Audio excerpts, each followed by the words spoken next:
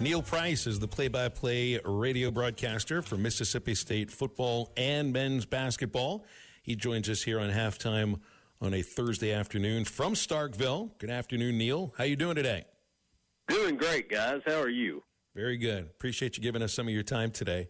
We got a lot of fans who are very nervous about this game on Saturday because when you see that Mississippi State just appears to be improving on a game-by-game basis, especially the last couple with Michael Van Buren, that it feels like they may be due for a win at some point. I'm assuming that fans in Starkville and yourself, you may be feeling the same way. I think people in the fan base here are encouraged by what they've seen. Now, I think they also know that State's in the midst of a tough schedule, so I don't think you ever look at one and go, yeah, we can get this one, because it's been hard to get them so far. But it would be hard to ignore the fact that State is better today than it was a month ago. And coming into the year, I don't know that anyone expected them to be 1-6 at this stage. There were some games, I think, in September they felt like that they could have gotten and for whatever reason didn't. But against, the meat of this thing, two teams in the top 15, two teams in the top 5, and 3 in the top 15 over their last 3 games, they haven't been embarrassed. They've been in those games in the fourth quarter, with the exception of Texas that kind of got out of hand in the last 15 minutes. So I think that Jeff Lebby deserves a ton of credit for not only holding the group together, keeping everybody in the right frame of mind, but continuing to show that they're trying to lay some kind of foundation. He has said that, he wants his older guys to experience a happy locker room. They've not been able to do that much this year, and he feels like those guys have put in a lot of effort, and they need to be rewarded for it. So would they love to get a win Saturday? Sure. They'd love to get a couple, 3, 4 more if they could before the year's over with. But again, easier said than done. Neil, hey, Matt Jones here, and I'm looking at your guys' schedule, and you're right. Texas bye week, then Georgia, A&M. Now you're playing the Hogs. Who do you have? Who do you have as the top 2 teams right now in the SEC? Boy, I don't know that there's a great answer for that one, because I think there might be more than 2. It seems like there's a lot of parity when you get into the upper half. Seeing Georgia at Georgia, I think that defense is really good. I wouldn't sleep on Texas A&M. I wouldn't. I think offensive and defensive line, they might be as good on both sides of the line of scrimmage as any team I have seen to this point. They can really run it. They got to a stage in the game where State put some pressure on them in the fourth quarter, and they knew they needed to eat some clock and find a way to get out of here with a win. And they went to that run game, and, man, they got it done. Is that Moss? Was that their running back? Because that's what they did to us. When we played them in the fourth quarter, they gave him the ball like 8 straight times, and we couldn't stop him. And that's the thing. I mean, when you've got a line that's that good and you've got a back, they've got 2 really good backs. I think Moss and Daniels are a great 1-2 combo. But when you've got confidence in a group to go out and do that, and they're old up front, man. I mean, on both sides, that's worth a lot in this league. So I wouldn't sleep on those guys. I think Texas is good. I mean, what we saw of them, I don't know that Texas was fully invested when it played Mississippi State. It was first game of the SEC for them. Record was what it was for State. I just think early on, maybe State didn't have their attention, and then last play of the third quarter, suddenly it's a dogfight, and they got their attention. I think is probably what happened there. So, I don't have 2, but if you're asking me for 3, I think Georgia. Well, I'm sorry. Yeah, I do have 2. I think Georgia and A&M of what I've seen so far. Texas, I'd add them as a 3rd. I haven't seen Alabama in person and won't this year, but obviously 2-loss team at this point. But I think those 3 are awful tough to beat that I gave you right there. 55 points against those 2 teams that you mentioned, scored by Mississippi State, and it feels like with Michael Van Buren growing into the role as quarterback that he's kind of growing quickly into this role. Now, Neil, we've seen a lot of freshman quarterbacks this year against Arkansas. Auburn started one. A&M, Tennessee, all started freshman quarterbacks. the Hogs really have had the most trouble with Garrett Nussmeier, but I think a lot of teams might say the same thing. What makes Michael Van Buren stand out potentially amongst the other freshman QBs we've seen? Well, I think he's got a lot of confidence to be 18 years old. I have joked with people, he'll have a heck of a story to tell his kids and his grandkids one day that my first 3 starts in college were against top 15 ranked teams, and my first start was against the number 1 team in the country on the road. That's just not normal for people to get thrown into that scenario, it doesn't seem like. But, he didn't flinch, to his credit. And has it been pretty all the time? No, but you wouldn't expect it to be. But he just continues to look for things from Jeff Lebby where he can take on more responsibility and get better. And I think the other thing that's helped him, and Coach Lebby kind of mentioned this to me going into the game last week against A&M. First week against Texas, not quite as much maybe going into the game at Georgia 2 weeks later. He would ask Michael, what do you think about these plays? What do you think about this package that we've put together for you to do this? Oh, Coach, I love all of it. It's great. And that's a guy who's happy to be starting and happy to be getting reps early in his career. And he said, look, I know that's not true. You're not telling me the truth, because no one loves all of it. No one does. There are things that you are just more comfortable with than others because that's human nature. And I think Michael has gotten to a point where he can be a little more honest about that. And Jeff Lebby told me helps him as a play caller, because why would you put a guy in a situation he's not comfortable in if you can give him a play that produces the outcome you still believe you can get from it, and he feels much more comfortable running that play. So work in progress, but he's growing in the mental part of the game, and he's got the physical tools to do it. He's got a good arm. He can make some plays with his legs. So he's got a really bright future, and he stood in there, took some shots against A&M. I mean, stood in there and stood in the pocket, gave his guys as much time as he could, and paid the price for it. But he's earning respect by doing things like that, too, in that locker room, and guys are wanting to go out and make plays for him. 2024 was supposed to be Mike Leach's 5th year as the head coach at Mississippi State. And, man, you saw the growth over the 3 years, or just short of 3 years, that he was at the helm. And it's just any program, in that kind of position might struggle, to try to find your footing. It's nothing against Zach Arnett, but I don't know if they, felt like there was anybody better to step into that role with that team at that time, and maybe he wasn't quite ready for that job. With Jeff Lebby, and this is his first head coaching job, and man, he is really qualified for it. But based on what's happened in the last couple of years, 3 head coaches in 3 seasons, what is the expectation of what Mississippi State football needs to be in his first year to catapult moving forward? Well, like we talked about earlier, I think it needs to be constant improvement.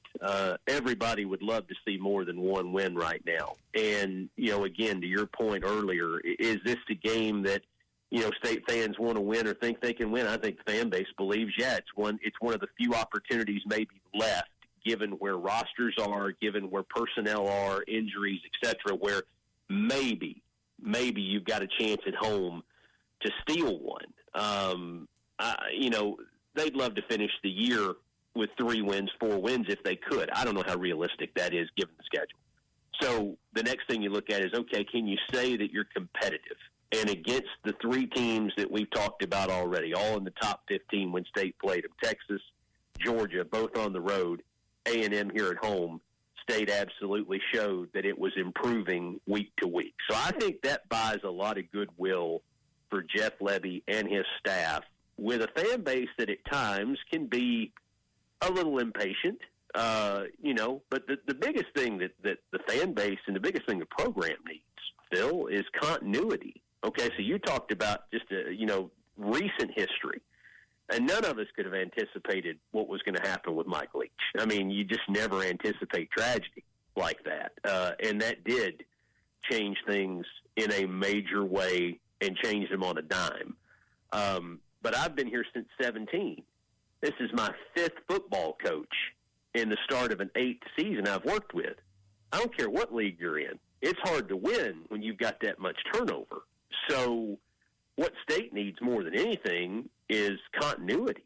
That's the only way I think it builds and gets to whatever the expectation is from the fan base, the expectation is among national media, regional media, whatever.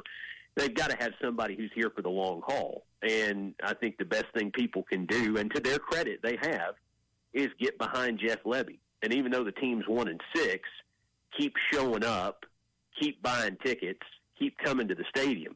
They didn't have a full house here for A&M, but they had north of 50,000.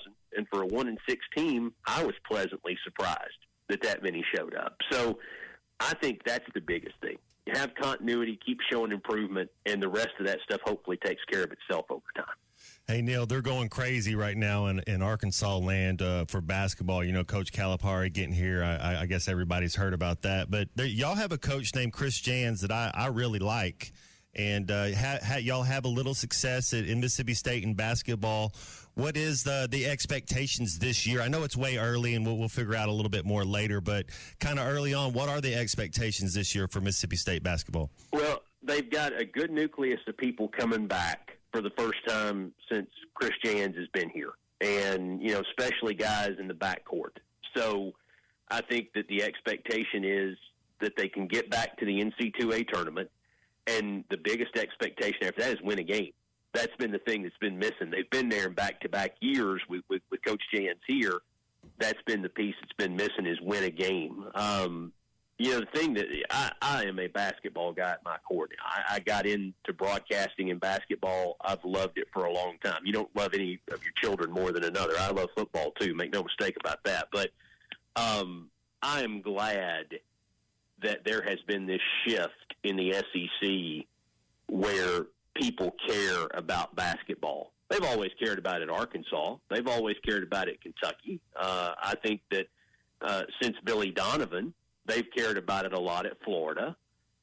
Tennessee cares about it. They've always cared about it. It's just that they've had varying degrees of success. Rick Barnes has kind of stabilized that and made it a madhouse. But state people love basketball, and they love it when their team goes out and plays the way Chris's teams play. I mean, they're just hard-nosed on the defensive end. And I think they'll be better offensively this year. They've got to have some guys who can step out and make outside shots. I think they've recruited to try and find that. But I'm excited for it. And it starts a week from Monday here, you know. So I'm excited for it, excited for the overlap. And hopefully it'll be a year where they can get back and win that elusive first game in the NCAA tournament. I first met Neil when he was at Kentucky, and he was doing baseball and women's basketball. You got to miss baseball a little bit, right, Neil? I know basketball might be your first love, but, hey, Jim Ellis does a fantastic job. I love Jim at Mississippi State. You got to miss calling baseball a little bit, don't you?